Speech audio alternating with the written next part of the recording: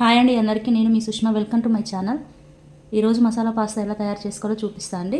ఈ మసాలా పాస్తా చేయడానికి ఎక్కువ టైం కూడా పట్టదండి. ఒక 10 నిమిషాల్లో క్లిక్గా తొందరగా చేసుకొని తినొచ్చు మన ఇంట్లోనే. మనం పిల్లలు చాలా ఇష్టపడతారండి. బ్రేక్ఫాస్ట్గా అయినా, టిఫిన్గా అయినా, నైట్ డిన్నర్గా అయినా ఎలా అయినా తీసుకోవచ్చు. ఇంకెందుకంటే ఆలస్యం, మిగతా ప్రాసెస్లోకి వెళ్ళిపోదాం. ఇది ఎలా తయారు చేయాలో చూసేయండి. ఇప్పుడు మనం పాస్తా కోసం కొన్ని వాటర్ తీసుకున్నా అండి. ఇప్పుడు ఈ పాస్తాని ఇందులో పోసుకొని ఉడకబెట్టుకుందాం. ఇప్పుడు ఇందులో కొంచెం సాల్ట్ వేసుకుంటున్నా, కొంచెం ఆయిల్ పోసుకుందామండి. ఇవన్నీ అంటుకోకుండా ఉంటాయి. అవి ఉడికిపోయేలోపు మనం వెజిటేబుల్స్ కట్ చేసుకుందాం. ఇప్పుడు ఇందులోకి నేను 3 పచ్చిమిర్చి తీసుకున్నా అండి. వీటిని ఇలా చిన్నగా రౌండ్గా కట్ చేసుకుందాం. ఇలా చిన్నగా కట్ చేసుకోవాలి.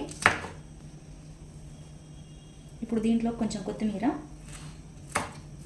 ఇది కూడా సన్నగా కట్ చేసుకోవాలి.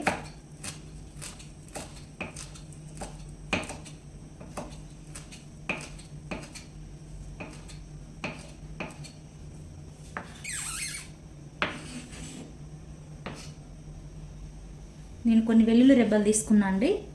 మీ దగ్గర ఆనియన్ ఉంటే ఆనియన్ వేసుకోవచ్చు. నా దగ్గర వెల్లుల్లి ఉన్నాయి, వెల్లుల్లి వేసుకుంటున్నా. ఆనియన్ మా పిల్లలు ఎక్కువ ఇష్టపడరు. వీటిని కూడా ఇలా సన్నగా కట్ చేసుకోవాలి. చిన్న పీసెస్ కట్ చేసుకోవాలి.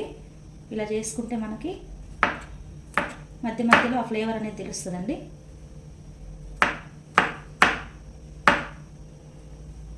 మనం చేసుకునేది మసాలా పాస్తా కాబట్టి స్పైసెస్ ఎక్కువే ఉంటాయి. ఈ విధంగా కట్ చేసుకున్నాం కదా వెల్లుల్లి కూడా. ఇప్పుడు నేను క్యాప్సికమ్ తీసుకుంటున్నా. మనకి ఎంత కావాలో అంతే తీసుకుందాం. దీన్ని కూడా ఇలా చిన్నగా కట్ చేసుకుందామండి.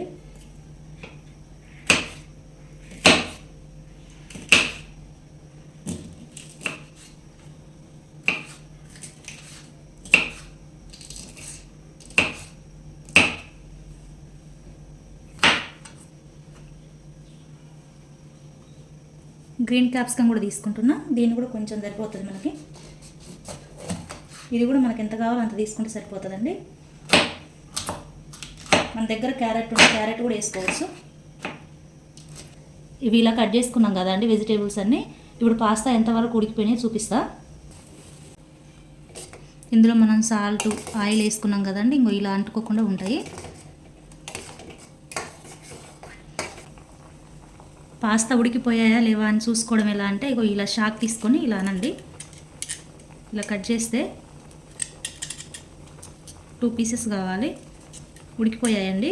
ఇలా ఉంటే సరిపోతుంది. ఎక్కువగా ఉడికిపోయినా కానీ ముద్దలాగా వస్తాయి. ఇప్పుడు స్టవ్ బంద్ చేసుకుందాం.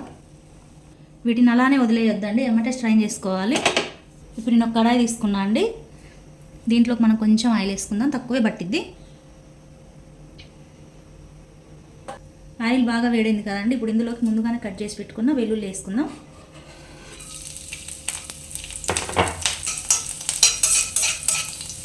ఇందులోకి పచ్చిమిర్చి కూడా వేసుకుందాం.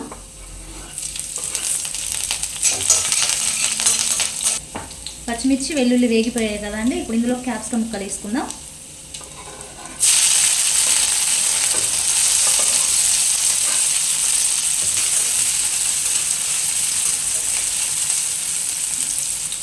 సాల్ట్ వేసుకుంటుందండి తొందరగా మగ్గిపోతానికి.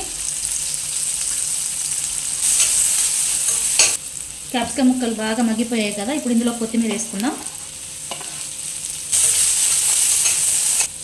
ఇప్పుడు ఇందులోకి మనం స్పైసెస్ వేసుకుందామండి. నేను ఒక 1/2 టీ స్పూన్ కారపొడి వేసుకుంటున్నా. అలానే ఒక 1/2 టీ స్పూన్ గరం మసాలా వేసుకుంటున్నా.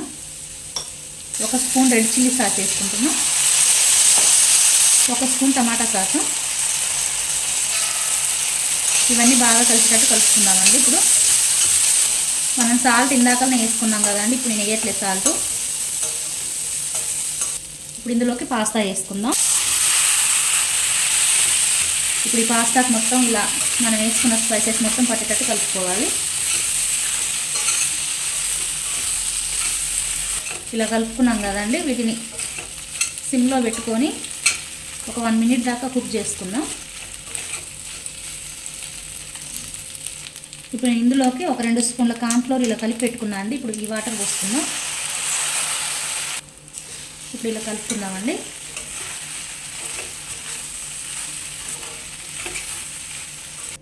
ఇంతే అండి, ఎంతో జ్యూసీగా ఉండే మన మసాలా పాస్తా రెడీ అయిపోయింది. మీరు కూడా మీ ఇంట్లో ట్రై చేయండి, చూడండి ఎలా ఉందో. మీరు కూడా మీ ఇంట్లో ఒకసారి ట్రై చేయండి, ఎలా వచ్చిందో మాకు తప్పకుండా కామెంట్ చేయండి. మన ఛానల్ సబ్స్క్రైబ్ చేసుకోండి, మన వీడియోకి ఒక లైక్ చేయండి. సబ్స్క్రైబ్ చేసుకొని బెల్ ఐకాన్ని క్లిక్ చేయండి. నేను పెట్టిన ప్రతి ఒక్క వీడియో మీకు వెంటనే నోటిఫికేషన్ వస్తుందండి. తప్పకుండా మన ఛానల్ సబ్స్క్రైబ్ చేసుకోండి. ఇంతే అండి ఈ వీడియో.